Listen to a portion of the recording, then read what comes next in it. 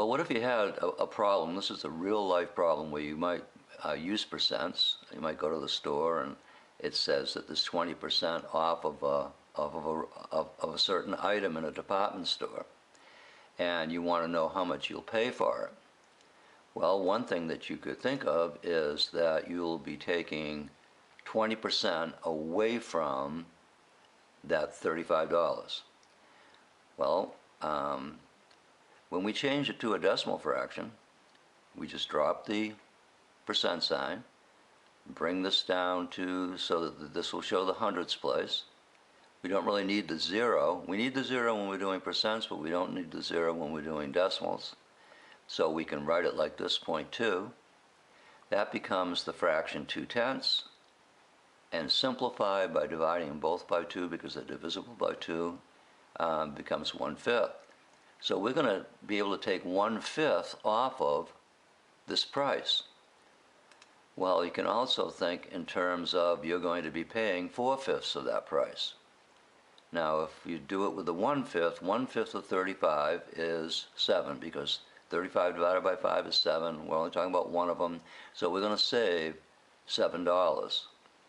And that means that we're going to take $7 from the original price, and then we'll end up paying just $28 for this item. Well, here's the second solution. It actually might be a little bit more direct. If when you look at 20% off and 100% is the whole price, that means that you're paying 80% of it. Well, why not go directly to the answer by changing 80% to 81/100ths, drop the zero and make it 8/10. Here it is written as a standard fraction, and here it is in simplest form. If we go directly to this problem, 4/5 of 35, we won't have to do the subtracting because we'll have the answer right there. 35 divided by 5 is 7, like it was before, but in this case we have 4 out of the 5 that we need to know the value of. So 4 7s are 28. Same answer as we got before, a little bit more of a direct track to getting there. Well, here's a challenge. It's certainly a challenge for young students just starting off with their knowledge of percents and trying to understand how it works. What percent of 200 is 40? Well, okay, that's a good question, and let's see if we can remember how we would approach this. What if we made a fraction out of this? Okay, this is the big group. That's going to be the denominator. Here's the part of the group, which of course is the top number, the numerator. And so that we have made it into 40 200ths. Well, percents need to come from fractions that have 100 as the denominator. So we could get there by dividing both of those numbers by 2. 200 divided by 2 is the 100 we're looking for our percent number, and 40 divided by 2 is 20, so that gives us the numerator. Okay, so we just simply have to think about how we would write that as a decimal. Okay, 20 hundredths is decimal point 20, and then, you know the trick, drop the decimal point, put the percentage sign on. We now have the answer to our question. Wasn't really that hard when we took it step by step. How about this one? What's 40? 65% of 40.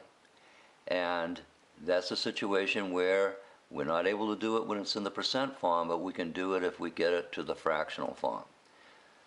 So we know 65%, drop the percentage sign, and think of that as 0.65. 65 100ths can be written like this as a regular fraction.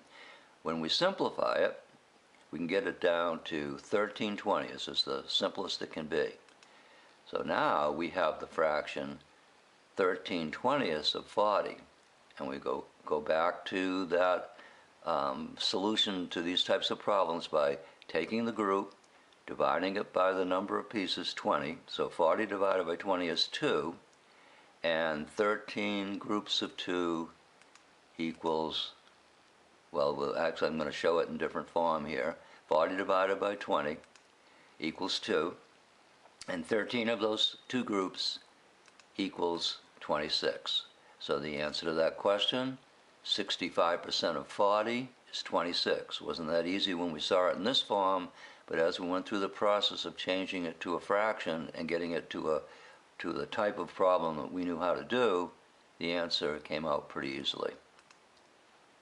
Now this is a very important chart. It shows that you understand how these various forms are actually the same thing, but they're shown in a different disguise, so to speak. Now, could you change a percent to a decimal and then change a decimal to a fraction? I think you probably could. Let's think about 29%.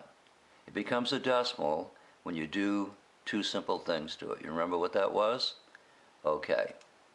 You drop the percentage sign, no percentage sign here now, and put a decimal point in so that we're showing this value to the hundredths place. 29% is really 29/100ths. Once we know what it is in the decimal form, it's pretty simple to just go and write it as a fraction, 29/100ths, written as a regular fraction. When we have a decimal, we're able to go either way. You can go to a fraction. It's actually going to tell you the name of the fraction, 3/10. Okay, there it's just written in a different form. Now it's a little bit different here now going to the percent, because there's something here that I don't believe that we've mentioned so far, and that is that this decimal only appears in the tenths place, but we need it to go to the hundredths place. Well, that's just simply a matter of putting a zero on the end of it, isn't it? We have the right to do that. It doesn't change anything, but if we need the place, then we can do it. So we drop the decimal point. There's the 3/10. Zero brings it down to the hundredths place, and that's where we find percents, in the hundredths place. Now, with a fraction, we can go step by step by step. A regular fraction to a decimal fraction, and then the next easy step to a percent. Okay, well, the little problem here is that this denominator is not one of the decimal denominators. Remember the tenths, hundredths, thousandths, and so forth. But we can make it that when we make it into an equivalent fraction. 4/5 will equal the first decimal place, tenths, and it'll be 8 of them. 5 times 2 is 10, 4 times 2 is 8. Now we can easily write that as a decimal. Decimal point 8 says the same thing, 8/10. Now here's the same situation as we had before. We don't have a hundredths place, but we can certainly put a zero in there. It stays equal. Nothing's gained or lost. It's just a different form.